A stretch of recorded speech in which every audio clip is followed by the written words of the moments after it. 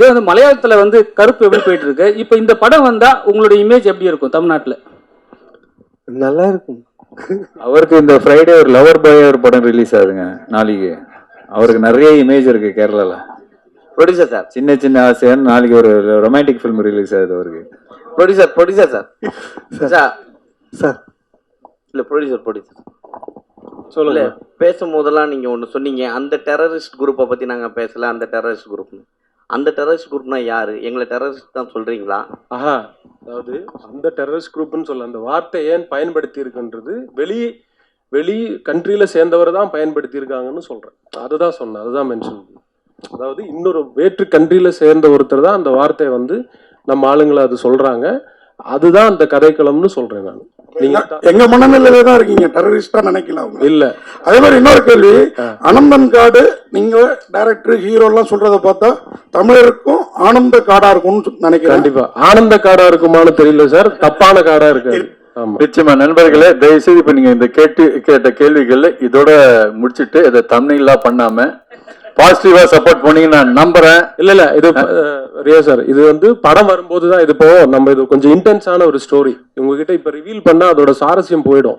நீங்க என்ன first half of the film is very very important. இப்ப நான் வந்து எல்லாத்தையும் உங்களுக்கு அது கன்வின்ஸ் பண்ணோம்னா என்னால இப்பயே கன்வின்ஸ் பண்ண முடியாது. கதையை சொல்லி சார் இதைத்தான் சார் நாங்க சொல்லியிருக்கோம் நான் சொன்னா அப்புறம் மூவிக்கு வந்து இது இல்லாம போயிடும் இல்லைங்களா? அதனால நீங்க பார்க்கும்போது நீங்க ரொம்பவே வந்து பாராட்ட தான் செய்வீங்க. அது தப்பான எந்த ஒரு நோக்கத்தோடையும் இந்த படம் எடுக்கல, தப்பான எந்த டயலாகும் இதுல கிடையாது. அது இன்னொரு கண்ட்ரியில உள்ள ஒருத்தர் நம்மளை சொல்றதா அது சித்தரிச்சிருக்கு. நன்றி நண்பர்களே. அப்புறம் முக்கியமா இந்த படத்துக்கு வந்து ரிலீஸ்க்காக மிகப்பெரிய சப்போர்ட் கோகுலம் பிலிம்ஸ், பெரிய பெரிய படங்கள் கேரளாவில் பண்ற ஒரு தயாரிப்பாளர், அவருக்கும் அவரோட குழுவினருக்கும் சுஜித், கிருஷ்ணமூர்த்தி சார் எல்லாருக்கும் என்னோட நன்றி இந்த தருணத்தில் தெரிவிச்சுக்கிறேன். அவங்க ரொம்ப ரொம்ப சப்போர்ட் பண்ணி தான் இந்த படம் இப்போ ரிலீஸ் ஆகுது. ஏன்னா இப்போ இருக்கிற ஓடிடி சினாரியோ எல்லாம் உங்களுக்கு தெரியும். ஓடிடி எல்லாம் சேல் பண்ணாமல் 60 கோடிக்கு மேலே எடுத்த ஒரு படத்தை இப்போ நம்ம ரிலீஸ் பண்ணுறோம்.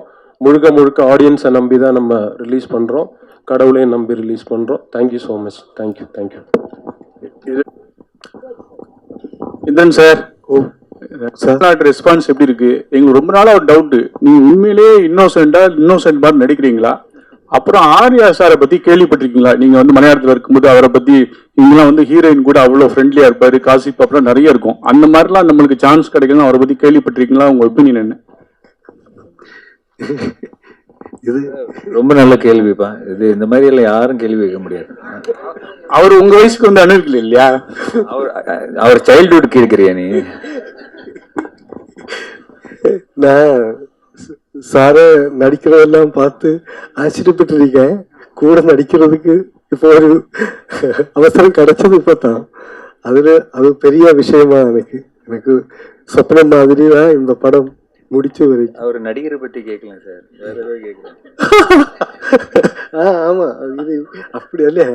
அல்ல, இது எளிமை. இது மாதிரி மலையாளத்துல கேட்டிருக்கேன் சார் ஒரு ஆளு, நீங்க இது நம்ம ஏமாட்டுவா இப்படியா வந்து. அப்ப நான் அவர்கிட்ட சொன்னது இதுதான், உங்களுக்கும் மறுபடியும் அதுதான் இருக்கு.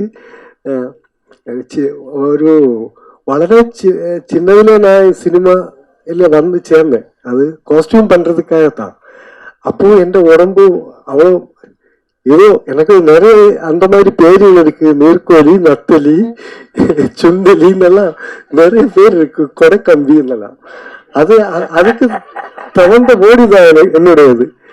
ஆனா கொஞ்சம் காமெடி எல்லாம் பண்ணி வந்தான். அப்போ என்ன மாதிரி ஒரு ஆளு சினிமா இவ்வளவு அழகான நிறமுள்ள ஒரு இடத்துல எனக்கெல்லாம் எங்க ஸ்பேஸ் இருக்குமா? அப்போ அன்னைக்கு இப்படி நின்றுருக்கும், அப்படி ஆயிருந்திருக்கும் நினைக்கிறேன். அது எனக்கு அதுங்க பழக்கம் ஆகி போச்சு இப்போ. அப்போ நினைக்கிறேன் அதாയിരിക്കും காரணம் நினைக்கிறேன்.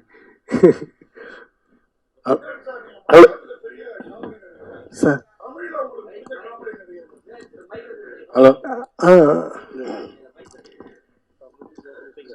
சார், தமிழ்ல உங்களுக்கு பிடிச்ச காமெடி நடிகர்? ஏன்னா நீங்க இன்னைக்கு சீரியஸ் கேரக்டர் எல்லாம் பண்றீங்க, ஒரு பீரியட் காமெடியில நீங்க அங்க கிங்கு. இன்னைக்கு தமிழ்ல உங்களுக்கு பிடிச்ச காமெடி நடிகர்? நம்ம குரு மாதிரி தான் நாகேஷ் சாரு. இப்போ உள்ளவங்கள இப்போ எல்லாரும் கவுண்ட் சார் அதோட விட இப்படி எல்லாம் இப்போ இருக்குது. கண்ணாசு நம்ம மറ്റே தடிச்சா எல்லாரும் நல்ல காமெடி பண்றது ஈஸி இல்லை சார். ஆனால் எனக்கு அந்த கஷ்டம் தெரியும். அதுதான் கேரக்டர் பண்றது மாதிரி காமெடி பண்ண முடியாது. அது நீங்க ஏதோ செய்து யாரும் சிரிக்காம எதுனா உள்ள ஒரு மாதிரி உரி போயிடும். அதுதான் சார். டைரக்டர் சார், ஒரு கேள்வி. இந்த படத்துல ஒரு டயலாக் வருது, இந்த இதில் பார்த்தேன் நான் ட்ரெய்லரில். இலங்கையில் முன்னாடி இருந்த ஒரு டெரர் குரூப்போட ஏதோ ஒன்று அப்படின்ற மாதிரி ஒரு எந்த டெரர் குரூப்பை நீங்கள் மீன் பண்ணுறீங்க? இல்லை, அது சினிமா தான் பார்க்கணும் சார். கொஞ்சம் சில சினிமையில் இருக்கிற சில விஷயங்களை இப்போ சொல்ல முடியாது. அதுதான்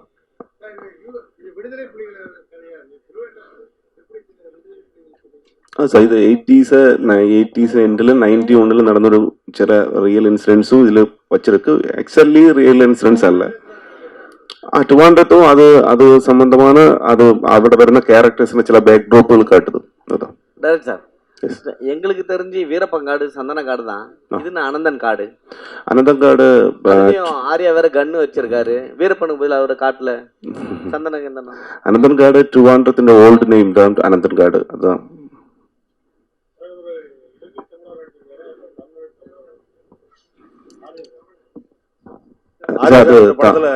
அது படம் சொல்ல முடியும். எல்லாம் சொல்றாரு. என்ன சார்? இல்ல அவரு சொல்றாரு நான் தமிழன் சொல்றாரு. அதுல கேளு, ஒரு ஆள் ப்ளீஸ். படத்துல அவரு நான் கடைசியில தமிழன் சொல்றாரு. அதாவது தமிழ்நாட்டு தமிழரா போராளியா நடிக்கிறாரா இல்ல இலங்கை போராளியா நடிக்கிறாரான்னு கேக்குறேன். இல்ல சார், அது சினிமா பார்த்தா தான் பார்க்கணும். அது கண்டென்ட் ரிவீல் பண்ண முடியாது. ட்ரெய்லர்ல சொல்லிட்டீங்களே. என்ன ட்ரெய்லர்ல வருது? இல்ல, ட்ரெய்லர்ல என்ன புதிய வைக்கணுமோ அது மட்டும்தான் சொல்லி இருக்கு. டைரக்டர் சார், பொதுவா மலையாள படங்கள்ல தமிழர்களை கொஞ்சம் கேலி கிண்டல் புரியல சார். என்ன சார்? பொதுவா மலையாள படங்கள்ல இதுவரைக்கும் தமிழர்களை கொஞ்சம் கேலி கிண்டல் பண்ணி தான் கேரக்டர் ஸ்கெட்ச் கொடுத்துருக்காங்க. இந்த படத்துல இப்படி ஆர்யாவை ஹீரோவாக்கி அப்படி பண்ணணும்னு உங்க எப்படி ஐடியா வந்துச்சு சார்? ഞാൻ ഓൾമോസ്റ്റ് ഒരു 20 இயர்ஸ் அசிஸ்டன்ட் டைரக்டரா டைரக்ட் பண்ணியிருக்க ஒரு 5-6 படம். உங்களுக்கு சொல்லி மாதிரி யாரையும் கிண்டல் பண்ணல. அது சப்ஜெக்டுக்கு எப்படி இருக்குமோ அந்த மாதிரி தான். ஆனால் கிண்டல் பண்ணி அவங்க நிறைய படங்கள்ல இப்போ சிவாஜி சார் எல்லாம் நடிச்சிருக்கு. மலையாள படத்துல நிறைய தமிழ் ஆளுகள் அங்கே வந்து பண்ணுது. ஆனால் கிண்டல் பண்ணி அப்படி பண்றது தெரியாது. நிறைய ஆனா அது சினிமா சப்ஜெக்ட் வைஸ் அந்த மாதிரி ஏதாவது வந்ததும் இல்லை. இல்லை, அது பர்பஸ்ஃபுல்லி அப்படி பண்ண மாட்டேன். என்ன சார்? சென்சார் முடிஞ்சிருச்சு. ஆரியா சார், உங்களுக்கு கேள்வி. லவ்வர் பாய், சாக்லேட் பாய்ன்ற இமேஜ் எல்லாம் மாறி சார்பட்டா பரம்பரை அந்த மாதிரி மிஸ்டர் எக்ஸ் இது மாதிரி எல்லாம் போயிட்டு உடம்பெல்லாம் முறுக்கேறிடுச்சு. பழைய இளமையான ஆர்யாவை எப்போ பார்க்கறது? காதல் காட்சிகள், முத்த காட்சிகள் இது மாதிரி எல்லாம் இருக்கிற பழைய ஆர்யாவை திரும்ப எப்போ படங்கள்ல பார்க்க? அடுத்த படம் அதுதானே, ஆர்யா 40ன்னு ஒன்று பண்ணிட்டு இருக்கேன். ஸோ நீங்கள் அந்த ஸ்டில்ஸ்லாம் பார்த்துருப்பீங்க. ஸோ அந்த படம் வந்து ராம்காம் தான்.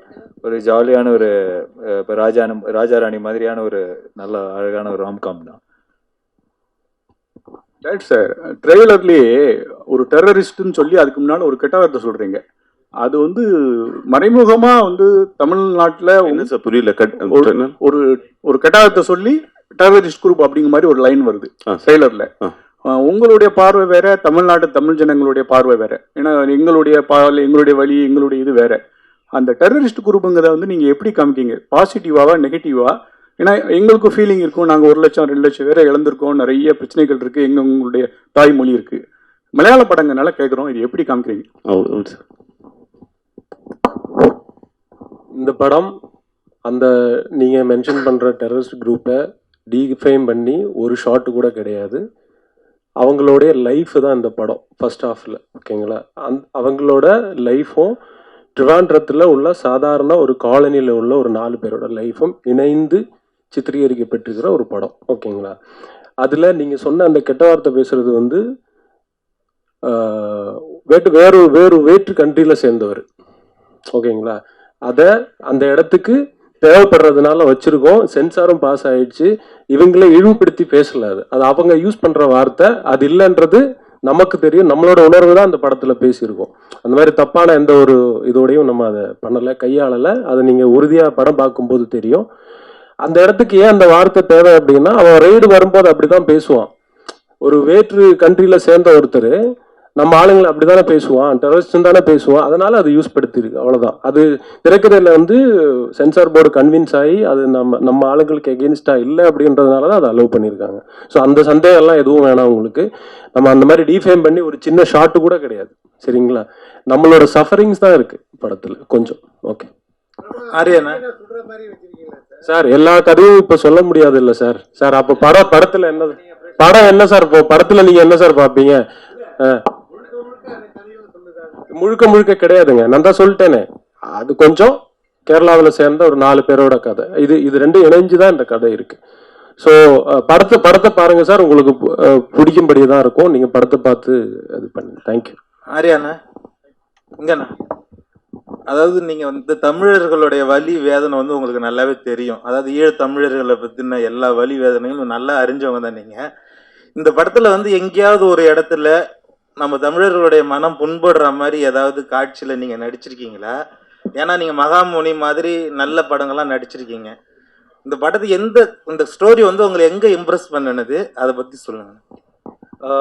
இந்த ஸ்டோரி இம்ப்ரெஸ் பண்ணதே வந்து அந்த கேரக்டர் தாங்க. ஸோ அதனால தான் இந்த படம் பண்ணது. ரொம்ப ஒரு இமோஷ்னலான ஒரு ஸ்ட்ராங்கான கேரக்டர். நீங்கள் படம் பார்க்கும்போது உங்களுக்கு தெரியும் எந்த அளவுக்கு அவர் ரொம்ப சென்சிட்டிவான ஒரு விஷயம், ரொம்ப சென்சிபிளாக, ரொம்ப இமோஷ்னலாக, அவ்வளோ பேட்ரியாட்டிக்காக பண்ணியிருக்காருன்னு உங்களுக்கு தெரியும். ஸோ அவர் சொன்ன மாதிரி இந்த கதையெல்லாம் இந்த கேரக்டர்ஸ் வந்து அந்த ட்ரிவாண்ட்ரம் வரும்போது என்ன நடக்குது, என்ன ஆச்சு, அவங்களோட கொள்கை என்ன, நம்மளது என்ன, எதனால இந்த பிரச்சனை வந்தது. ஸோ நிறைய விஷயங்கள் இருக்குது அந்த அதனால தான் முரளி கோபி வந்து அவர் நிறைய லேயர்ஸ் இருக்கும் அவரோட கதைகளில். ஸோ நிறைய லேயர்ஸ் சேர்ந்து எப்படி அது கிளைமேக்ஸுக்கு வரைக்கும் தூக்கிட்டு போகுது, கிளைமேக்ஸில் என்ன நடக்குது. ஸோ இதுதான் இது ப்ராப்பர் ஒரு எல்லாருக்கும் புரியுற மாதிரி ஒரு ப்ராப்பர் ஆக்ஷன் ட்ராமா தான். அது பொலிட்டிக்கல் பேக்ட்ராப் இருக்கும், பொலிட்டிக்கல் ஃபிலிம் கிடையாது, பொலிட்டிக்கல் பேக்ட்ராப்பில் நடக்கிற ஒரு ப்ராப்பர் ஆக்ஷன் ட்ராமா.